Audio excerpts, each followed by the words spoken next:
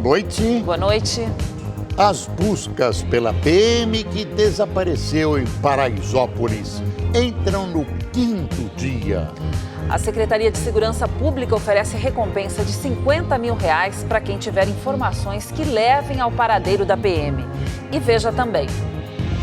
Com o fim das convenções, agora os partidos têm até o dia 15 para apresentar o registro das candidaturas a presidente e vice no TSE. Equipes de resgate buscam por sobreviventes após terremoto na ilha turística de Lombok, na Indonésia. Número de mortos chega a 98. Mais de 200 pessoas estão feridas. Aqui nos Estados Unidos, autoridades encontraram 11 crianças vivendo em condições desumanas num barraco localizado no meio de um deserto. As principais notícias do Brasil e do mundo agora no Rede TV News.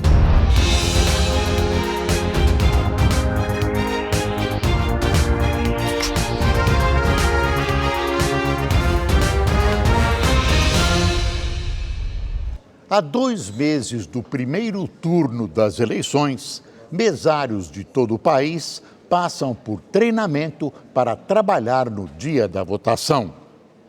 A Miriam tem 19 anos e vai ser mesária pela primeira vez. No dia que eu receber ligação, você vai ser convocada a ser mesária, nossa! A Ana é bem mais experiente. Já trabalhou em 10 eleições e nem espera mais ser convocada. Se tornou voluntária. Acho que é uma oportunidade boa da gente contribuir, para esse processo eleitoral. Aqui em Minas Gerais, cerca de 200 mil eleitores vão trabalhar nas eleições de outubro. Mas antes de liberar a urna para o voto, todas essas pessoas precisam passar por um treinamento. O curso tem duração de 2 horas. Nas palestras e vídeos, os mesários são informados sobre direitos, deveres e comportamento no dia da votação. Na aula prática, aprendem a operar a urna eletrônica. Acho que tranquilo, mas tem que ver na prática. Lá na hora, a gente pega mais rápido. Entre as novidades deste ano está a possibilidade do eleitor ser identificado pelo chamado e-título, que dispensa a apresentação do documento com foto, mas só para quem já fez o cadastramento biométrico. Você pode apresentar esse documento eletrônico no dia da votação, mas lembrar, você tem que baixar o documento, não adianta fazer um print screen da tela, que não será possível. Segundo o TSE, cerca de 2 milhões de pessoas vão trabalhar nas sessões eleitorais de todo o país. Cada mesário ganha 2 dias de folga no trabalho e um auxílio alimentação no valor de R$30. Acho que é muito importante a gente participar desse momento. A gente se sente importante e exerce o nosso direito. O Supremo Tribunal Federal concluiu hoje a audiência pública para debater a descriminalização do aborto até a 12ª semana de gestação. Na reabertura do debate, que havia começado na última sexta-feira, a presidente da Corte, ministra Carmen Lúcia, afirmou que o STF decide com a racionalidade que o direito impõe. A audiência foi uma iniciativa da ministra Rosa Weber após o PSOL questionar 2 artigos do Código Penal que criminalizam o aborto. Hoje, a prática é permitida apenas em casos de estupro, anencefalia, quando há má formação cerebral do feto e risco de morte da gestante. Nesta segunda, 13 pessoas argumentaram a favor da descriminalização e outras 13 contra. Participaram representantes de igrejas, instituições jurídicas e também de entidades ligadas aos direitos humanos. Agora, a ministra Rosa Weber deve preparar o relatório e apresentar o voto dela, mas não há prazo definido para isso. Agora, o Código Penal é de 1940, então esses artigos, menos a questão da anencefalia, estão consolidados há muito tempo. Esse seria um tema para o Congresso discutir, não o Judiciário. É preciso acabar com essa confusão entre os poderes. E o Congresso precisa começar a debater os temas sensíveis de interesse da população. A busca por trabalho em São Paulo. Milhares de pessoas enfrentaram a chuva e o frio no centro da capital paulista em busca do tão esperado registro na carteira. Não, essa não é uma fila para um show ou algo parecido. Na verdade, esse é o retrato do desemprego no país. O mutirão, feito em parceria entre a União Geral dos Trabalhadores e o Sindicato dos Comerciários de São Paulo, fez muita gente acordar cedo e enfrentar a chuva em busca de um emprego. Mas o esforço vale a pena. Vale a pena porque está muito difícil, né? Hoje em dia é mais indicação. Se você tem alguém para te indicar, você está empregado. Se você não tem, não adianta. Mesmo você tendo qualificações profissionais. Eram cerca de 4.000 vagas disponíveis em 26 empresas. A Gislaine está desempregada há 3 meses e saiu de casa às 4 da manhã para entrar na fila. A vaga que eu consegui tá bom, porque a dificuldade que tá para arrumar emprego tá grande. A fila já estava assim desde as primeiras horas da manhã. Cerca de 3.000 pessoas em busca de uma oportunidade de trabalho. É tanta gente que quem já pegou a senha e não conseguiu ser atendido poderá voltar nos próximos dias. Ao longo do dia, o número aumentou ainda mais. Segundo o Sindicato dos Comerciários, no total, o mutirão reuniu 6.000 desempregados. Apesar da enorme fila e da demora para ser atendido, a confiança e a paciência superaram as dificuldades. Eu tenho certeza que uma vaga é minha. Tem 4.000 vagas, uma é minha. Eu tenho essa fé. A entrada de venezuelanos no Brasil pela fronteira de Roraima foi suspensa pela Justiça. Na decisão do juiz Hélder Girão Barreto, alega que é preciso ter uma pausa na imigração para que se faça um balanço das medidas adotadas pelo governo e que sejam implementadas ações mais efetivas que garantam o acolhimento humanitário dos venezuelanos. Até agora, 820 migrantes já foram transferidos para outras partes do país no chamado processo de interiorização. Porém, estima-se que por dia 500 venezuelanos entrem pela fronteira do estado. O Ministério dos Direitos Humanos e o Ministério Público Federal afirmaram que vão recorrer da decisão.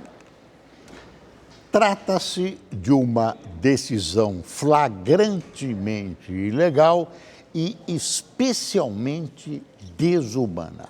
Esse problema de fronteiras é do governo federal. Espera-se que essa medida seja anulada imediatamente por um tribunal superior. O mercado financeiro manteve estável a previsão de alta do PIB em 2018. O relatório Focus, divulgado hoje pelo Banco Central, além de manter a alta do Produto Interno Bruto em 1,5%, também não mudou a estimativa de inflação. Tendo por base o IPCA, o Índice Nacional de Preços ao Consumidor Amplo, a previsão de inflação para este ano permaneceu inalterada em 4,11%. O relatório é resultado de um levantamento feito na semana passada com mais de 100 instituições financeiras. Começou nesta segunda-feira e vai até o dia 31 a campanha nacional de vacinação contra a poliomielite e o sarampo. A meta do Ministério da Saúde é imunizar 11.200.000 crianças entre 1 e 5 anos de idade. O dia D da campanha será dia 18, um sábado, para facilitar a vida dos pais que não têm disponibilidade durante a semana.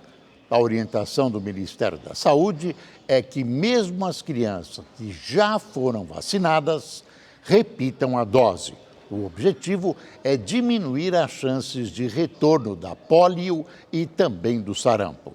Apesar dos 1.053 casos da doença registrados em todo o país até o dia 1º deste mês, o sarampo ainda é considerado erradicado do país porque o vírus foi trazido por imigrantes, principalmente da Venezuela. Quem não vacina suas crianças é simplesmente criminoso.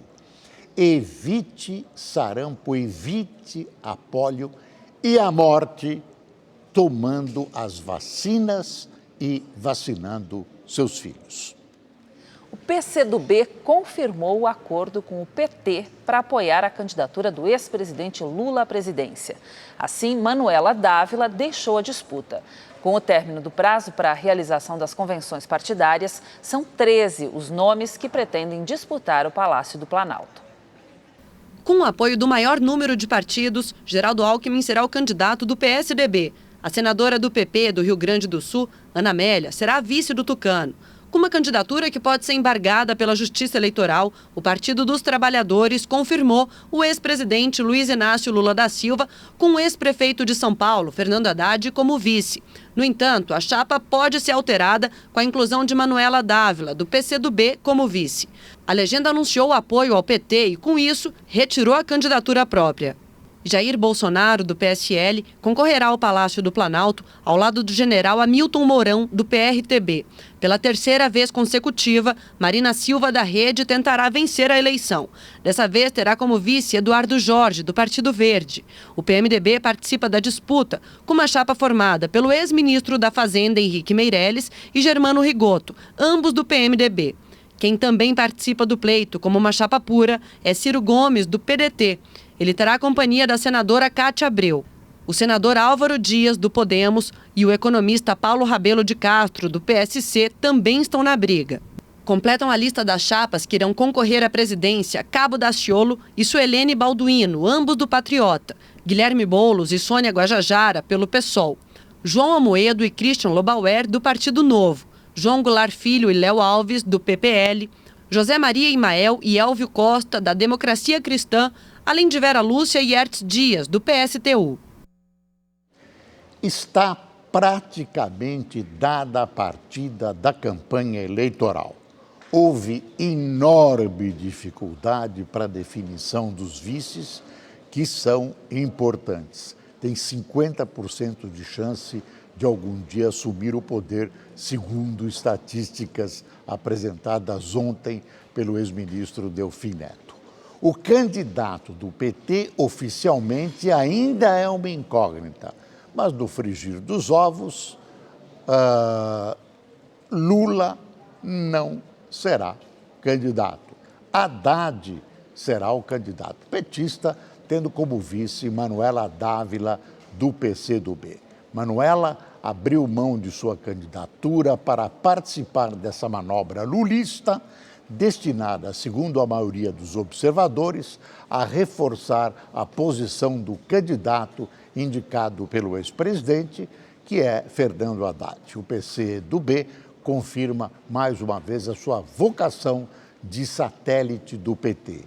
E grande parte do PT está descontente com essas manobras de Lula que prejudicam candidatos do partido nos estados. A tarefa dos partidos agora é tentar apaziguar os descontentes, não são poucos, que restaram nessa etapa do processo eleitoral. A defesa do ex-presidente Lula desistiu do pedido de liberdade no STF. A decisão foi para evitar uma possível discussão na corte sobre a elegibilidade de Lula. Com as chapas definidas agora, os partidos têm que registrar as candidaturas no Tribunal Superior Eleitoral. Mas mesmo depois disso, os nomes na disputa pelo Palácio do Planalto ainda podem mudar. O primeiro a registrar a candidatura à presidência da República foi Guilherme Boulos, do PSOL. Os candidatos têm até o dia 15 de agosto para oficializar o registro no Tribunal Superior Eleitoral. A partir daí, começa um processo de avaliação da chapa para saber se os candidatos estão aptos ou não a entrar na disputa. Depois que a candidatura é registrada, abre-se um prazo de 5 dias para que o Ministério Público Eleitoral e outros candidatos questionem o registro e peçam a impugnação, ou seja, o cancelamento da candidatura. Depois disso, o processo segue para o ministro relator do TSE, que é sorteado eletronicamente. É ele quem vai decidir se aceita o registro do candidato ou não. Ele vai observar se o candidato atende aos pré-requisitos básicos, como o título de eleitor em dia, filiação partidária, idade mínima para ocupar o cargo pretendido e ficha limpa. Se houver um pedido de impugnação, o ministro relator também tem que se pronunciar sobre esse tema específico. O relator pode tomar essas decisões sozinho, mas também pode encaminhar o processo para o plenário do TSE. Todo esse trâmite tem que acontecer até o dia 17 de setembro. Se o registro da candidatura for negado, a chapa pode recorrer ao próprio TSE e, em última instância, ao Supremo Tribunal Federal. Como geralmente os recursos não são julgados antes das eleições, o candidato pode pedir uma liminar e disputar a eleição sub júdice, ou seja, pendente de uma decisão judicial. Se o candidato for eleito e futuramente perder a disputa na Justiça, ele pode ficar sem o cargo. Mas para evitar uma briga prolongada na Justiça, os partidos podem substituir os candidatos. A substituição é prevista para os casos de indeferimento de registro, renúncia ou falecimento. Nas eleições de 2018, o prazo para substituição de candidatos vai até o dia 17 de setembro. E essa é a data que está marcada com atenção no calendário do Partido dos Trabalhadores. Como a candidatura do ex-presidente Lula é cercada de incertezas por causa da condenação em segunda instância da Justiça, no caso do triplex do Guarujá, Lula deve ser substituído até essa data. Então, Fernando Haddad deve assumir o cargo de candidato à presidência da República e Manuela Dávila, do PCdoB, entraria como vice. A candidatura de Lula pode ser barrada já na primeira fase de avaliação do registro da candidatura. Se o TSE entender que a condenação em segunda instância já torna o ex-presidente um ficha suja, ele não poderá concorrer. O ideal é que se faça a declaração pela Justiça Eleitoral, não só do ex-presidente, mas como de milhares de candidatos ficha suja que estão escolhidos em convenção como candidatos e que submeterão seus registros à Justiça Eleitoral. E aí caberá à Justiça Eleitoral avaliar cada um dos casos, processando o pedido de registro e definir se há ou não inelegibilidade. Se houver, indefere o registro de candidatura. Uma outra possibilidade deixou de existir nesta segunda-feira. Os advogados de Lula desistiram de um pedido feito no Supremo Tribunal Federal para que o ex-presidente esperasse o julgamento dos recursos a que tem direito em liberdade. Os ministros poderiam aproveitar o julgamento do habeas corpus para decidir a situação eleitoral do petista. Se a decisão fosse pela inegibilidade, Lula não teria como recorrer a outra instância. A defesa de Lula, ao procurar retirar esse pedido, esse requerimento, tenta corrigir seu erro. Ao requerer a liberdade de Lula ao STF, abriu a possibilidade, segundo o despacho de junho do ministro Edson Fachin, de a corte examinar a elegibilidade do ex-presidente, pondo um ponto final na discussão que ainda poderia ser feita antes no TSE.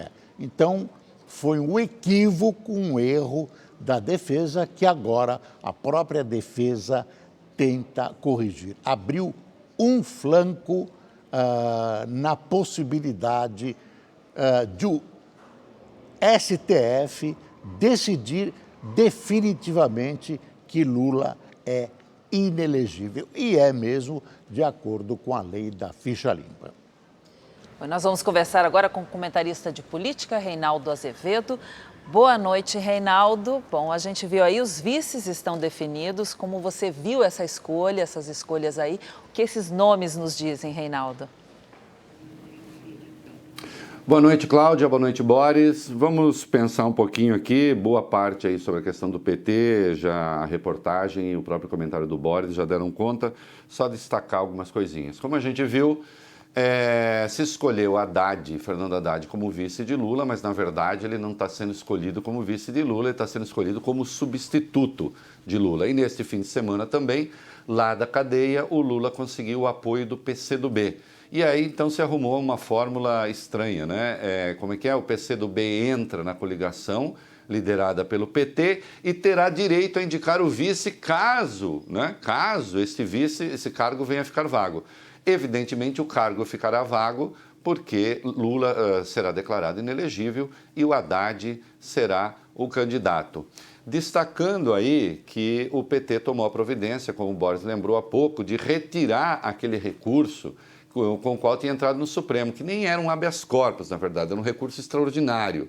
Um recurso extraordinário que pedia que se reconhecesse o excesso da dosimetria de pena, o excesso da pena, pena muito longa, e pedindo que, na verdade, a pena fosse aplicada só depois que passasse do trânsito em julgado, né, caso fosse confirmada a condenação. E, portanto, que houvesse a suspensão. Atenção, aí está o segredo.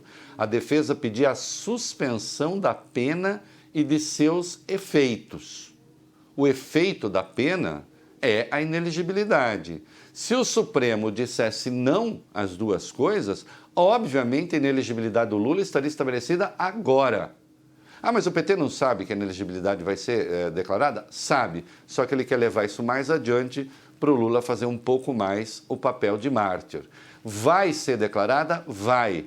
Né? O ministro Luiz Fux, presidente do TSE, ainda já deixou isso claro quando, de modo indevido, diga-se, num processo que nem sequer existia, porque quem entrou com o recurso não tinha legitimidade para fazê-lo, disse que a inelegibilidade do Lula é chapada, isto é inquestionável. Então, sim, Lula será declarado inelegível. A escolha do Haddad é, na verdade, a escolha do candidato que vai substituir o Lula. Geraldo Alckmin, candidata Ana Amélia definida. O que é que se pretendeu com a senadora Ana Amélia? Pretendeu-se dar um aporte, digamos, ético à candidatura. Não que o candidato sozinho não possa fazê-lo, mas é que ele carrega junto o Centrão. E o Centrão tem má fama. Muitas das pessoas do Centrão são investigadas, líderes são investigadas pela Lava Jato. Então se escolheu uma senadora que é de um partido do Centrão, do PP, perdão, que é do PP, que é o partido mais atrapalhado, tanto no Mensalão quanto no Petrolão. Se escolhe uma senadora que é do PP, de um partido do Centrão, mas que não é do Centrão, né? E contra quem não pesam suspeitas ou acusações. Tem um discurso bastante moralizante da política, se mostra uma fã ardorosa da Lava Jato. Então se pretendeu com a Ana Amélia, digamos, um aporte ético à candidatura, além daquele aporte que o Geraldo Alckmin já carrega. O problema aí era neutralizar o Centrão. Então chegou uma fórmula interessante, neutraliza-se o Centrão com o nome de um partido do próprio Centrão. Henrique Meirelles, também no PMDB era difícil encontrar um nome que não esbarrasse de algum modo em alguma acusação da Lava Jato. Então foi se buscar Germano Rigoto, ex-governador do Rio Grande do Sul. Também ele está fora dessa artilharia da Lava Jato, é uma figura tradicional do PMDB. Note que nesses casos aqui nem é busca de votos, na verdade as chapas estão tentando de algum modo se qualificar. O PT, porque não tem como, tem que achar alguém, né? Nesse caso, vale a máxima de que o sapo pula por necessidade e não por boniteza, como diz o Guimarães Rosa. No caso de Geraldo Alckmin, a qualificação ética, no caso de Germano Rigoto, a qualificação ética. Ciro Gomes, a escolha recaiu sobre Cátia Abreu, porque o Ciro, também do PDT, porque o Ciro não conseguiu firmar aliança com ninguém. Então ficou numa situação bastante frágil. O nome é uma escolha esperta política no seguinte sentido: o Ciro está carregando aí uma fama de ter um discurso excessivamente esquerdizante, e se é coisa que a senadora Cátia Abreu não é de esquerda, uma liderança dos chamados ruralistas, a pessoa que realmente criou a CNA, Confederação Nacional da Agricultura e Pecuária do Brasil, essa versão moderna dela, né? E a Cátia, evidentemente, não é uma socialista, né? Então isso contribui para amenizar o teor esquerdista da chapa, esse é o objetivo. E, finalmente, o candidato que disputa com Marina Silva a liderança das pesquisas, Marina Silva que escolheu o verde Eduardo Jorge, né? O Hamilton Mourão, general, vai ser o vice do Bolsonaro, né? E aí a candidatura do Bolsonaro tentou uma mulher, tentou um príncipe, bom, vai um general. Este general hoje deu uma declaração absolutamente odiosa, disse que os problemas do Brasil derivam do fato de que nós herdamos a indolência dos índios e a malandragem dos negros. Dizer o quê de uma declaração como essa? Veja, isso não é propriamente racismo, considerando o racismo como crime, porque não se impediu nenhum negro ou um grupo de negros de exercer um direito, o que caracterizaria o racismo. Mas há aqui, obviamente, uma injúria, não contra um negro, contra todos os negros, não contra um índio, contra todos os índios. É detestável uma fala como essa, e aí não adianta o Bolsonaro dizer que a mulher dele é descendente de negro, ou que ele convive com negro, ou que o sogro é negro, porque um negro não tem o direito de ser racista contra negros. Um judeu não tem o direito de ser antissemita com os judeus. Mas existem negros que são racistas contra negros? Existem. Existem judeus que são antissemitas contra judeus? Existem. Nem eles têm o direito de falar essas coisas, né? É uma fala detestável e eu espero que o Ministério Público tome a devida providência. Atenção, tem gente que acha que certas candidaturas não são assim tão tóxicas. Gente que afirma essas coisas, parece-me, pode praticar essas coisas. É isso aí, boa noite. Reinaldo, muito obrigado, boa noite e até amanhã. A Coalizão pela Construção, formada por 26 das mais importantes entidades representativas do setor, fez hoje, em Brasília, um encontro com 5 candidatos à presidência da República. Foram convidados os presidenciáveis mais bem colocados nas pesquisas de intenção de voto. A exceção foi o ex-presidente Lula, do PT, que está preso em Curitiba, e Jair Bolsonaro, do PSL, primeiro colocado no cenário sem Lula, não compareceu por questões de agenda. O primeiro painel foi com a candidata da Rede, Marina Silva. Ela defendeu um plebiscito sobre a descriminalização do aborto, assim como nas eleições passadas, e se apresentou como alternativa à polarização entre PT e PSDB. Segundo ela, os dois partidos abandonaram as agendas econômica e social em troca de um projeto de poder pelo poder. Geraldo Alckmin, do PSDB, defendeu uma reforma da Previdência que corrija 2 pontos: social, com a equiparação entre os setores público e privado, e fiscal, para diminuir o rombo de mais de 260 milhões de reais na Previdência. O tucano disse ainda que fará um grande esforço na área da construção para concluir obras paradas, como a ferrovia transnordestina.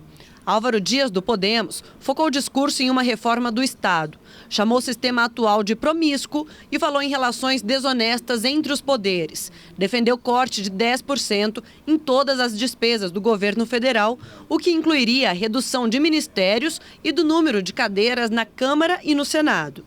Ciro Gomes, do PDT, pregou uma reindustrialização do país e a pretensão de criar milhões de empregos, vinculados principalmente a 4 setores: gás e bioenergia, saúde, defesa e agronegócio. O pedetista criticou a aliança do PT com o PCdoB. Nas palavras dele, um erro grave que pegou muito mal.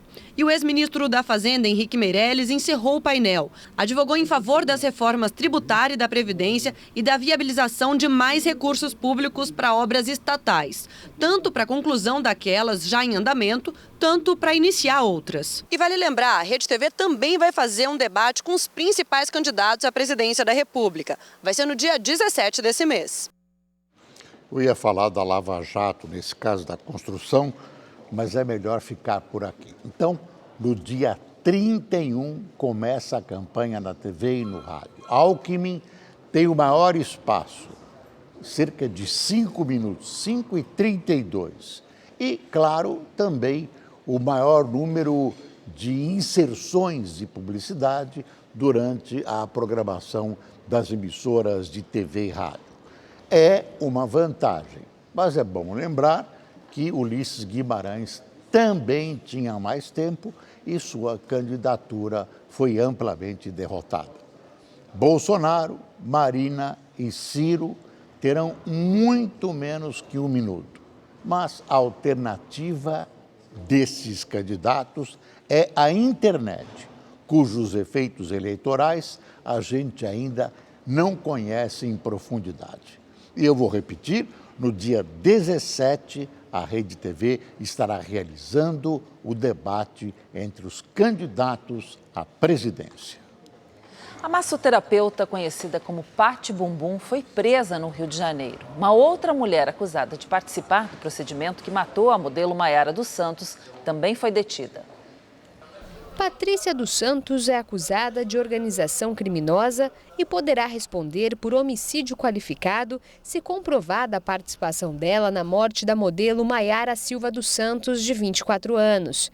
A polícia já sabe que Pati Bumbum atuava junto com a também massoterapeuta Valéria dos Santos Reis, acusada de ter realizado o procedimento em Maiara. Nós temos nos autos 2 depoimentos de 2 testemunhas que informam que foram vítimas da Valéria e da Patrícia, que inclusive realizaram um procedimento de preenchimento na casa de Patrícia, juntamente com Valéria. Ohana Indara Diniz também foi presa hoje. Ela aparece nas imagens das câmeras de segurança do hotel, onde foram feitos os procedimentos socorrendo a modelo. Uma testemunha disse que Ohana ganhava comissão pelas indicações de pacientes para Valéria. A Ohana, ela foi até lá para passar por um procedimento de drenagem. Então, assim, ela não sabia se a Maiara passou por um tipo de procedimento, ela simplesmente só ofereceu uma ajuda, porque a Maiara estava sentindo falta de ar e ofereceu uma assistência a ela. A polícia ainda está em busca da massoterapeuta Valéria.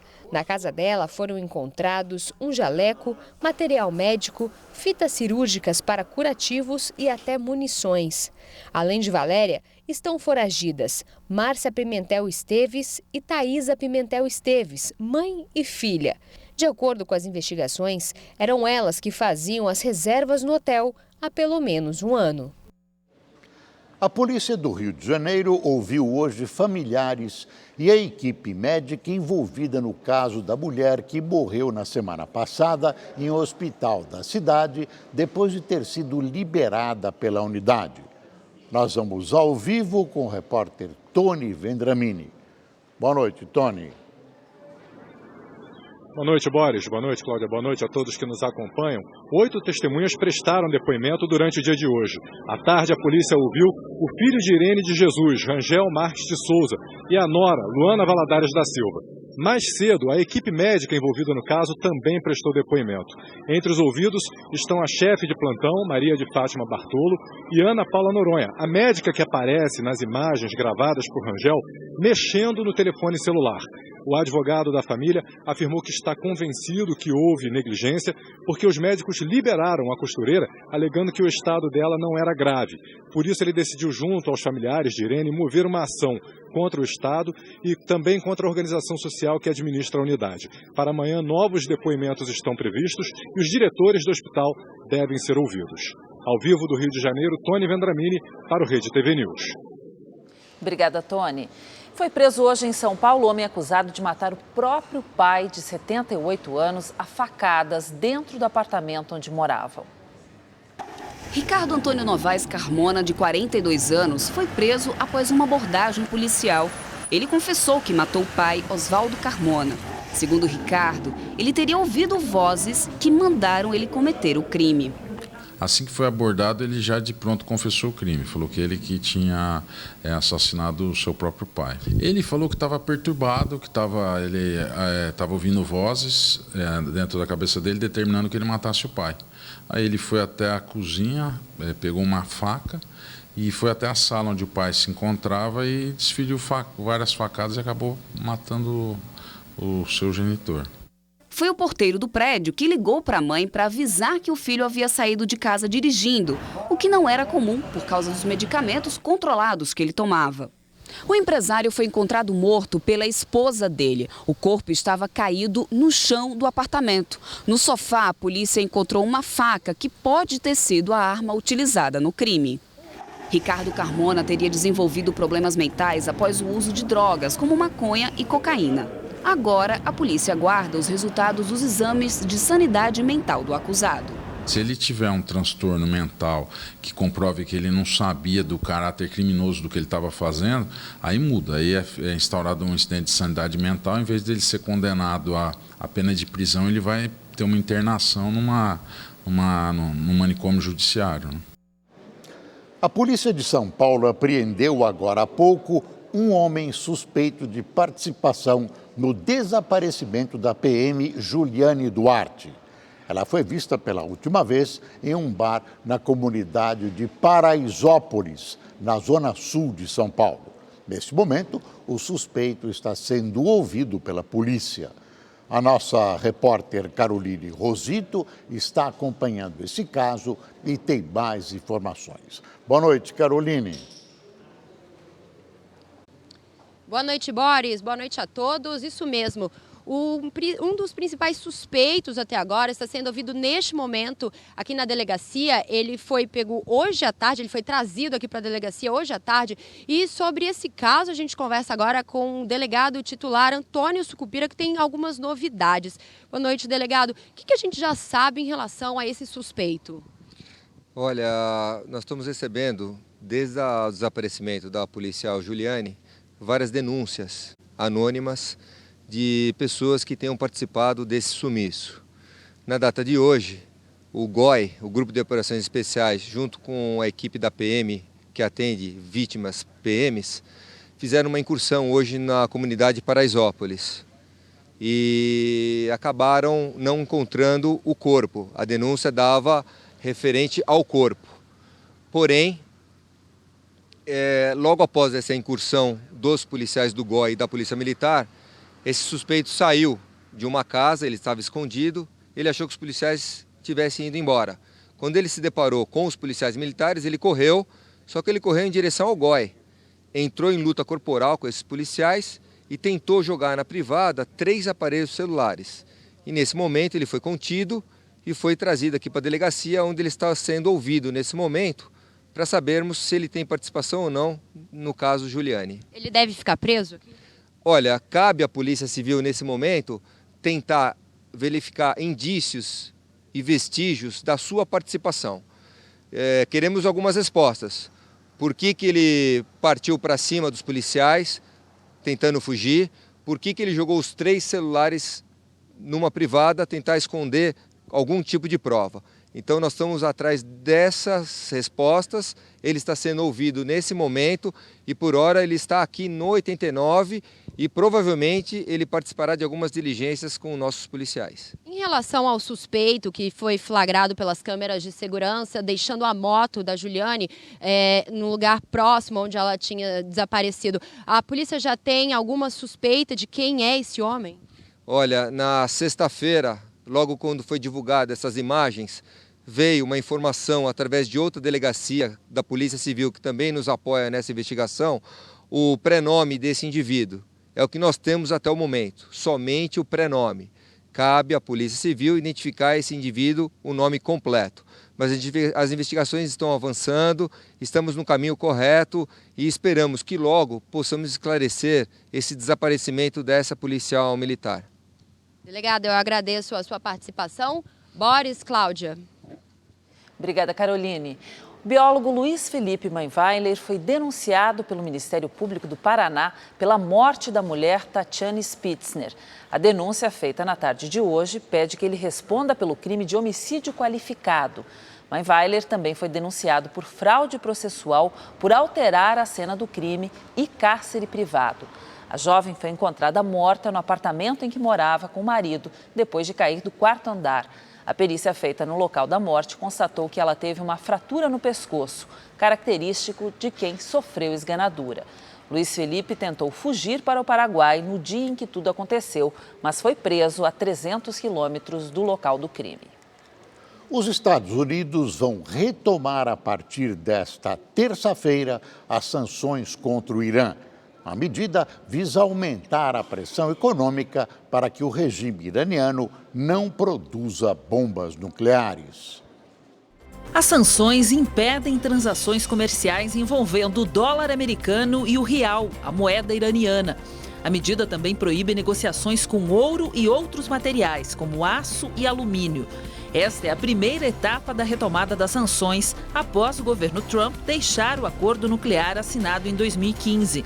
O presidente do Irã, Hassan Rouhani, disse hoje que rejeita negociar com Washington enquanto as sanções forem mantidas. Donald Trump admitiu que o filho se encontrou com russos em 2016 para obter informações sobre Hillary Clinton, então adversária do republicano nas eleições presidenciais. Mas afirmou que a reunião foi totalmente legal e que isso acontece toda hora na política. Anteriormente, o presidente norte-americano havia dito que o motivo do encontro havia sido a adoção de crianças russas. O promotor especial, Robert Mueller, investiga se integrantes da campanha de Trump e a Rússia agiram para interferir nas eleições. Pelo menos 2 pessoas morreram após um caminhão-tanque explodir numa rodovia de Bolonha, no norte da Itália. Imagens de câmeras de segurança registraram o momento em que as chamas tomam conta do veículo. Uma grande cortina de fumaça se forma rapidamente. Uma outra explosão acontece e o fogo se espalha por toda a estrada. Parte de uma ponte desmoronou. Mais de 70 pessoas ficaram feridas. O acidente aconteceu depois que o caminhão bateu num carro parado. Na Indonésia, equipes de resgate buscam sobreviventes depois que um terremoto de 6,9 de magnitude atingiu a ilha turística de Lombok. 98 pessoas morreram e mais de 200 estão feridas.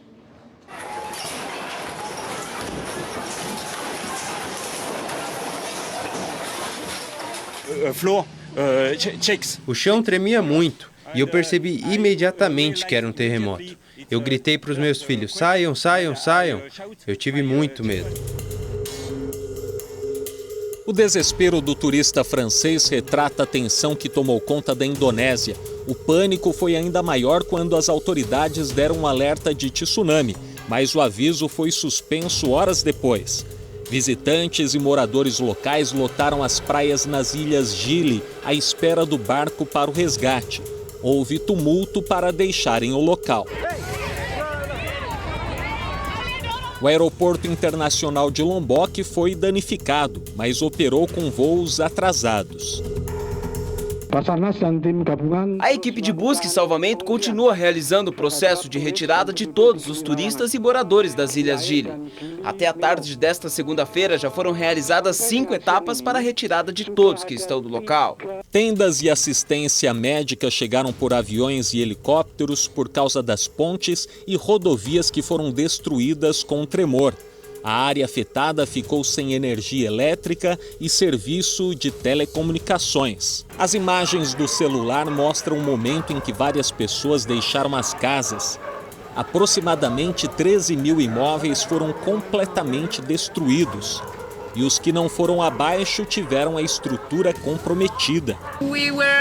Nós não temos casa. Nossa casa foi destruída. Não há mais casas, apenas terra. Lojas e hospitais também foram atingidos. Aproximadamente 20 mil moradores estão em abrigos provisórios. Em uma das regiões mais vulneráveis aos tremores e atividades vulcânicas, a Indonésia está em um local chamado Círculo de Fogo, que tem 40% dos vulcões em atividades no mundo. Cerca de 7 mil terremotos atingem o país ao ano, mas com magnitude moderada. Segundo o Centro Geológico dos Estados Unidos, o terremoto desta semana teve o epicentro a 10 quilômetros de profundidade e atingiu também as ilhas vizinhas de Bali e Sumbawa, onde pelo menos 120 tremores secundários de magnitude 5,3 voltaram a assustar as pessoas nesta segunda-feira. O terremoto aconteceu uma semana depois que um tremor de 6,4 graus deixou 16 mortos e centenas de alpinistas presos nas montanhas de Lombok, até serem resgatados um dia depois. Marcelo Espíndola, de Macau, para o Rede TV News.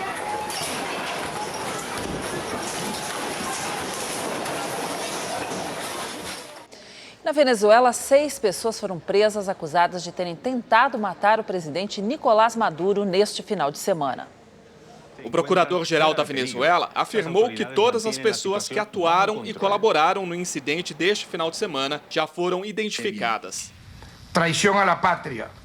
Foi uma traição à nação e uma tentativa de homicídio contra o presidente Nicolás Maduro. De acordo com o governo, 3 drones carregados de explosivos teriam sido usados na tentativa de assassinato. Um deles teria explodido em frente ao palco onde Nicolás Maduro discursava. Outro, perto do palco, ferindo 7 homens da Guarda Nacional Bolivariana. Me assomé Eu comecei a ver as pessoas correndo e foi quando o drone bateu, a fumaça começou a subir. Um grupo chamado Soldados de Franelas assumiu a autoria do atentado. O ministro de Relações Exteriores acusou a mídia estrangeira de distorcer os fatos. Isso porque muitos países colocaram em dúvida se realmente houve uma tentativa de assassinato. O governo venezuelano acusou a extrema-direita do país, o presidente colombiano Juan Manuel Santos e venezuelanos que moram nos Estados Unidos pelo incidente. E pediu ajuda à Casa Branca para ajudar a combater o terrorismo no país. O secretário de Estado americano, Mike Pompeo, afirmou que os Estados Unidos não têm nenhuma conexão com a suposta tentativa de assassinato.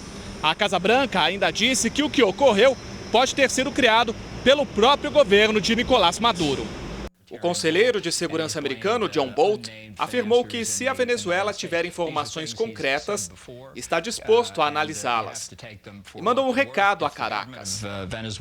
Foi uma traição à nação e uma tentativa de homicídio contra o presidente Nicolás Maduro. O presidente colombiano, Juan Manuel Santos, afirmou que a acusação de que ele tenha participado do incidente é insólita. Assassinar ao presidente de Venezuela. Por Deus, eu digo ao presidente da Venezuela que no sábado eu estava fazendo coisas muito mais importantes. Eu estava batizando a minha neta. De Nova York, Marcelo Medeiros para o Rede TV News. Olha, não se sabe exatamente o que aconteceu. Numa ditadura como a da Venezuela, esses episódios são suspeitos e as prisões mais suspeitas ainda. Maduro, aparentemente, se aproveita do fato para atrair apoio e, para variar, culpa inimigos externos, os Estados Unidos e também a Colômbia. Nos Estados Unidos, 11 crianças foram encontradas vivendo em condições degradantes num barracão no meio do deserto no estado do Novo México. Um abrigo construído precariamente com um trailer, sarrafos de madeira, coberto com plástico e rodeado por dezenas de pneus velhos. Foi em meio ao lixo e entulho, numa região remota do deserto, no estado do Novo México, que a polícia encontrou 11 crianças vivendo em condições desumanas. O sargento Jason Real diz ter ficado perplexo com o que viu. Olha, foi deprimente ver que ainda nos dias de hoje pessoas possam viver desta forma. Sem água corrente, sem eletricidade, elas estavam em condições péssimas. As 11 crianças com idades entre 1 e 15 anos estavam muito sujas, descalças, vestidas apenas com trapos e desnutridas. No local foram encontradas como alimento somente poucas batatas e uma caixa de arroz. Não havia água limpa. A polícia foi encaminhada ao local após receber uma mensagem de socorro que dizia: "Estamos famintos e precisamos de comida e água". Durante a busca, foram encontradas armas de fogo, incluindo um fuzil AR-15 e muita munição. 5 adultos foram presos, todos acusados de maus tratos e abuso contra menores. Um deles é Siraj Warraj. Ele já era procurado pela justiça por sequestrar o filho, de 3 anos, em dezembro. O menino, no entanto, não estava entre as crianças resgatadas e continua desaparecido. Lucas Morten também foi preso. Ele vai responder ainda pelo crime de dar abrigo a um fugitivo. Dos adultos detidos, 3 são mulheres. De acordo com as autoridades, elas seriam as mães das crianças. Já os menores estão bastante traumatizados. Eles estão recebendo tratamento médico e psicológico e serão encaminhados para órgãos de assistência social. Fábio Borges, de Los Angeles, para o Rede TV News. E agora o esporte. O Campeonato Brasileiro tem um novo líder e está dando o que falar. Legal, amigos do Rede TV News, essa rodada do Campeonato Brasileiro literalmente deu o que falar. Teve erro de arbitragem, pênalti perdido, o artilheiro do torneio é lá do Rio de Janeiro e o líder da competição aqui de São Paulo. É o tricolor paulista, gente. Tudo bem que o gol do Rojas contra o Vasco foi meio na sorte, né? Quando a sorte tá do lado, né? tudo ajuda. E o Trellis, que entrou no meio do jogo e ninguém dava nada pra ele, fez o gol da vitória do São Paulo por 2-1. Tá arregaçando, ele tá massa, tá sucesso. O São Paulo passou o Flamengo, que perdeu pro Grêmio por 2-0 e deixou a torcida super revoltada, né? Como é que me joga assim 5 titulares, sendo que os caras ganham bem? Tem que jogar quase todo dia. O time do Sul foi tão bem que ganhou nota 10 do professor Renato Gaúcho. Nota 10 por tudo que eles fizeram. Ali é raçudo mesmo, não adianta. Os caras são bons demais. Diferente do Palmeiras, que na estreia do Felipão decepcionou. Não saiu do 0-0 com o América Mineiro, meu. Na estreia do Felipão, só um 0-0, hein? Pior é que na partida o Jean desperdiçou esse pênalti chutando assim, ó. Pelo amor do meu filhinho. Ele é muito mole. Foi um mau jeito, né? A cara de querer fazer um gol de placa, mas não dá, tem que ser de bico, né? Mas calma, torcedor. Apesar de tudo dar errado, o Felipão garantiu que vai ganhar Libertadores. Acho difícil. O Corinthians também decepcionou em casa, não saiu do 0-0 com o Atlético Paranaense. O jogo deixou a desejar, viu? Fazer o quê, né? Então, a vida é essa, né? E quem ganhou, ganhou. E quem não ganhou, ficou 0. Pior é que o técnico Osmar Loss colocou um time misto, pensando na Copa do Brasil e no jogo contra o Colo-Colo pela Libertadores da América. Colo-Colo vai ser da nosso colo. É isso aí, Carlinhos. Não esquece o Brasileirão não, hein, cara? Tô de olho em você. Osmar Loss, não, Carlinhos? É isso aí, Carlinhos. O Santos foi outro que ficou no 0-0 com o Botafogo. Eu até dormi, deu até sono. Já o Fluminense não saiu de empate por 1-1 com o Bahia, mas quem marcou para os cariocas foi o Pedro, artilheiro do Brasileirão com 10 gols. E aí, o cara é fera mesmo? Deu sorte, não vale nada aquela merda lá, rapaz. É ruim, né? É ruim demais. O Ceará venceu o Paraná por 1-0. E você acha que o técnico Lisca comemorou a vitória do time dele? Que nada. O cara discutiu com o repórter no final. É que eu tô cansado de cara, viram, falaram, disseram e ninguém viu nada. Na Europa, a onda de calor já deixou 5 mortos na Espanha. Em Portugal, os incêndios provocados pelas altas temperaturas causaram transtornos. Os detalhes na reportagem de Peterson Isidoro. Na Espanha, os termômetros registraram temperaturas acima dos 43 graus durante o dia, no fim de semana inteiro. O país vive um dos verões mais quentes das últimas décadas. A sensação térmica passou dos 50 graus. Este calor é mortal, é tão quente, é difícil até para dormir. Só às 3 da manhã é possível dormir. E por volta das 8, às 9, o calor faz com que a gente acorde. As praias espanholas estão lotadas. Nas ruas, muita água e sombra para espantar o calor. Você não pode dormir à noite. Se você não tiver ar-condicionado, você não consegue dormir. É realmente terrível o calor à noite. Estamos tendo um tempo terrível. Muito, muito ruim. Muito mal. Autoridades do país confirmaram a morte de 3 homens com idades entre 48 e 80 anos por insolação. O Serviço de Meteorologia da União Europeia emitiu alertas vermelhos devido ao calor extremo para várias regiões do bloco. Com as temperaturas ainda em alta, as equipes de emergência aqui da Europa continuam monitorando a situação de alguns países onde o cenário é mais crítico. Aqui em Lisboa, a temperatura passou dos 42 graus neste final de semana. Suécia, Espanha, Itália e Portugal registram incêndios de grandes proporções que estão devastando áreas florestais. Em alguns casos, o fogo já está muito próximo dos vilarejos. Há 3 dias, mais de 1.000 homens do Corpo de Bombeiros trabalham no combate às chamas em Monchique, no Algarve, região turística ao sul de Portugal. Moradores foram retirados às pressas das casas por causa do risco de serem alcançados pelo fogo. No ano passado, Portugal registrou uma das piores tragédias de sua história, quando uma onda de incêndios provocou a morte de 114 pessoas.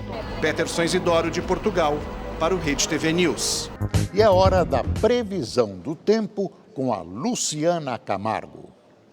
Oi, boa noite. Agosto começou bem diferente, atípico mesmo no sudeste do país. Frio no inverno, ok, a gente espera mais chuva.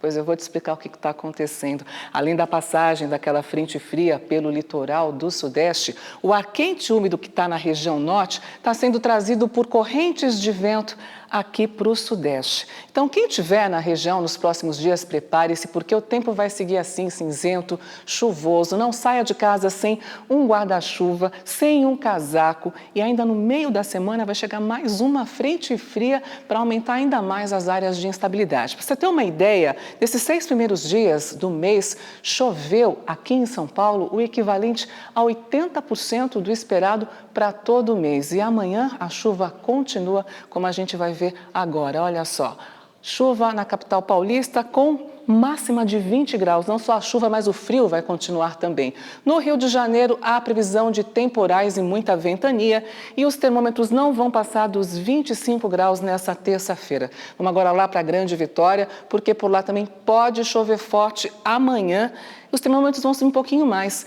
Máxima de 27 graus. Agora vai fazer um pouco mais de calor lá em BH nessa terça-feira. Os termômetros vão chegar aos 28 graus e pode chover de fraca a moderada intensidade. Vamos dar uma olhada agora no mapa para a gente entender melhor a previsão de amanhã, o mapa de todo o país. A gente começa pelo Sudeste. Olha só, nessas duas áreas em azul, azul claro e azul escuro, há a previsão de pancadas de chuva. E nessas duas áreas, elas cobrem as 4 capitais. No sul de São Paulo, a nebulosidade vai ser um pouquinho maior e pode ser que garoe. Nas demais áreas, predomínio de sol.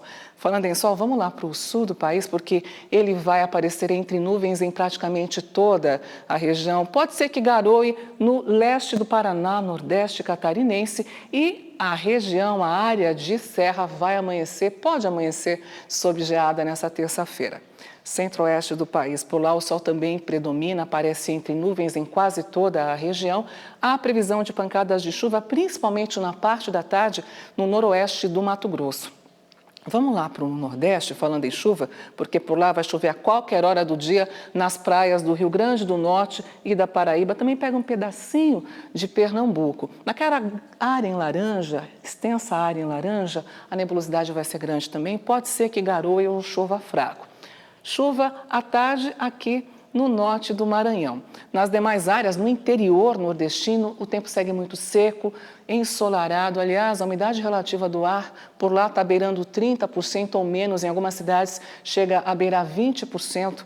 E o pessoal que mora por lá, que vive por lá, é bom se precaver, né? Beber muita água, se hidratar bastante. Vamos agora lá para o norte do país, porque por lá só não vai chover no leste do Pará e também no Tocantins. Aliás, a situação do Tocantins não é muito diferente da do interior nordestino, não. Vamos dar uma olhadinha agora nos termômetros. O dia vai começar com 10 graus em Porto Alegre, 13 em São Paulo. À tarde vai fazer calor de 37 graus, tanto em Porto Velho quanto em Cuiabá, e de 39 em Palmas. Calorão, né? Bem, eu espero que você tenha uma noite muito boa de segunda-feira, mas que a sua terça-feira seja melhor ainda. Eu te encontro aqui amanhã. Tchau, tchau. Morreu hoje em Genebra um dos chefes mais renomados e premiados da gastronomia. O francês Joël Robuchon, de 73 anos, tinha 32 estrelas do Guia Michelin e tratava um câncer no pâncreas. Robuchon também era dono do título de melhor cozinheiro do século, concedido a ele pelo prestigioso guia Gourmillot em 1990. E o Rede TV News fica por aqui. Uma boa noite. Uma boa noite para você, até amanhã.